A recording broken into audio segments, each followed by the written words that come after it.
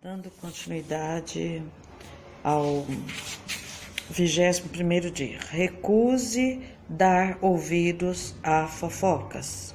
Fofocar é transmitir informações quando você nem é parte do problema, nem parte da solução. Você sabe que espalhar fofocas é errado e não deve nem ouvi-las, se quiser proteger sua igreja. Ouvir uma fofoca é como receptar mercadoria roubada, e isso o faz igualmente culpado pelo crime. Quando alguém começar a fofocar em seu ouvido, tenha coragem de dizer: por favor, pare. Não preciso saber disso. Você já falou diretamente com a pessoa? Pessoas que fofocam para você também irão fofocar sobre você. Tais pessoas não são confiáveis. Se você dá ouvidos à fofoca, Deus diz que você é um criador de casos. Criadores de caso ouvem criadores de caso. Esses são os que dividem a igreja, pensando apenas em si mesmo. É triste que no rebanho de Deus as maiores feridas venham das outras ovelhas e não de lobos.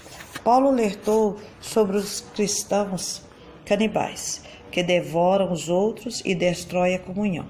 A Bíblia diz que esse tipo de encrenqueiro deveria ser evitado. A difamação revela segredos, portanto, fique longe de quem é falador.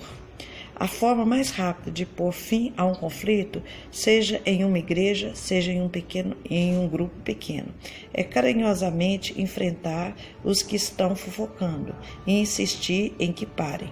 Salomão destacou que uma fogueira se apaga quando acaba a lenha. Da mesma maneira, as brigas acabam quando o brigão implicante é separado do grupo. Pratique os métodos de Deus para a solução de conflitos. Além dos princípios mencionados no capítulo anterior, Jesus deu à igreja um processo simples dividido em 3 etapas. Se seu irmão pecar contra você, vá, e a sós com ele mostre-lhe o erro. Se ele o ouvir, você ganhou seu irmão. Mas se ele não ouvir, leve consigo mais um ou 2 outros, de modo que qualquer acusação seja confirmada pelo depoimento de 2 ou 3 testemunhas.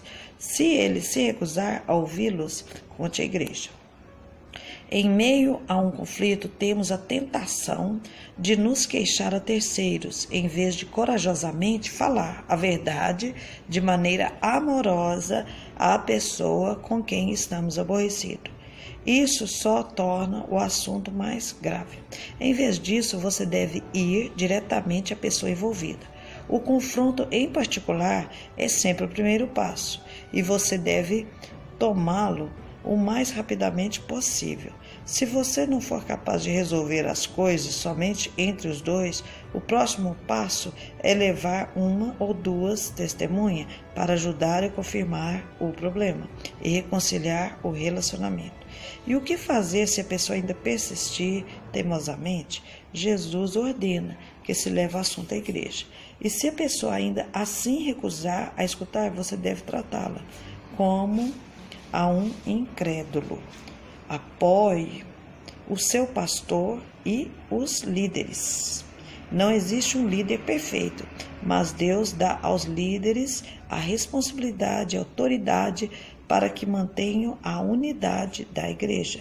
Durante conflitos interpessoais, esse é um trabalho ingrato.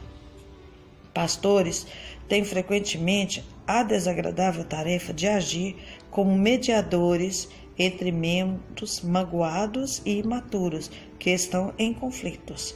Eles também receberam a impossível tarefa de tentar fazer que todos fiquem felizes, o que nem Jesus conseguiu fazer. A Bíblia é clara sobre como devemos nos relacionar com aqueles que nos servem.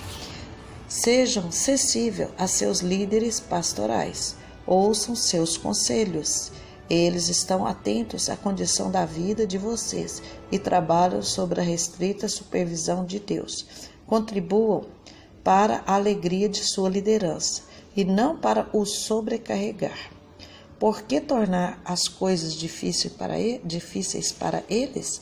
Os pastores algum dia estarão perante Deus e terão de prestar contas de como zelaram por você.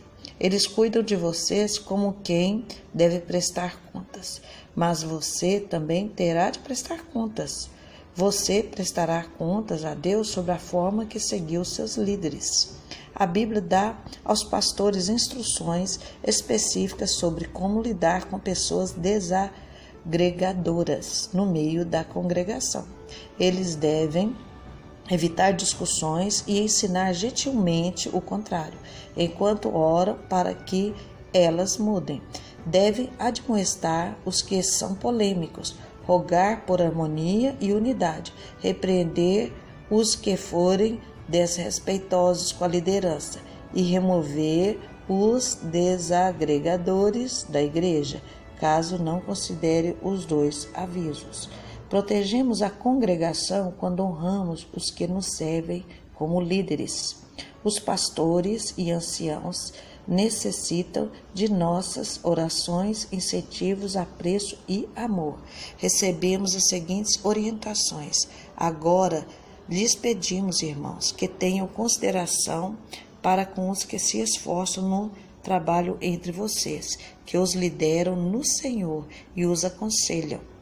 Tenham-nos na mais alta estima, com amor por causa do trabalho deles. Eu o desafio a aceitar a responsabilidade de proteger e promover a união em sua igreja. Empenhe-se nisso com todo o seu esforço e Deus irá se agradar. Nem sempre será fácil. Algumas vezes você terá de fazer o que é melhor para o corpo e não para si mesmo, mostrando preferência pelos outros. Esse é um dos motivos pelos quais Deus nos colocou em uma família eclesiástica, para aprendermos o altruísmo. Em comunidade aprendemos a dizer nós em vez de eu, em nosso em vez de meu. Deus diz, não pensem só em seu próprio bem. Pense nos outros cristãos e no que é melhor para eles. Deus abençoa Igreja Unidas. Na igreja de Sauderbach, cada membro assina um pacto e que inclui uma promessa de proteger nossa unidade. Consequentemente, a igreja jamais teve um conflito que dividisse a congregação. Tão importante quanto isso é o fato de todos quererem fazer parte dela, uma vez que se trata de uma comunidade unida e amorosa. Nos últimos 7 anos, a igreja batizou mais de 9.100 novos convertidos. Quando Deus tem um punhado de novos cristãos que quer libertar, Ele busca como incubadora a igreja mais carinhosa que puder encontrar. O que você está fazendo no plano pessoal para tornar sua igreja local mais aconchegante e amorosa? Existem muitas pessoas em sua comunidade que estão procurando amor e um lugar ao qual pertencer. A verdade é que todo mundo precisa e quer ser amado. E quando as pessoas acham uma igreja onde os membros verdadeiramente amam e se importam uns com os outros, elas vão dar um jeito de entrar, ainda que as portas estejam trancadas. 21º dia, pensando sobre o meu propósito, um tema para reflexão. Tenho a responsabilidade de proteger a unidade de minha igreja. Um versículo para memorizar. Portanto, concentremos-nos nas coisas que contribuem para a harmonia e no crescimento de nossa comunhão conjunta. Romanos 14:19. Uma pergunta para meditar. O que estou fazendo pessoalmente para proteger a unidade em minha família eclesiástica nesse exato momento? Amém. Tá aí, né? Mais uma reflexão. E se você gostou, deixa aí seu joinha e compartilha esse vídeo, queridos. É muito importante compartilhar. pessoas têm que conhecer mais e mediante, né, se Deus usou o escritor para estar escrevendo esse livro, é oportunidade para nós simples, é só ler e compartilhar. E se você ainda não se inscreveu no meu canal, se inscreva, ok? São vídeos para edificar pessoas, vidas. Fique na paz, Glória Ribeiro.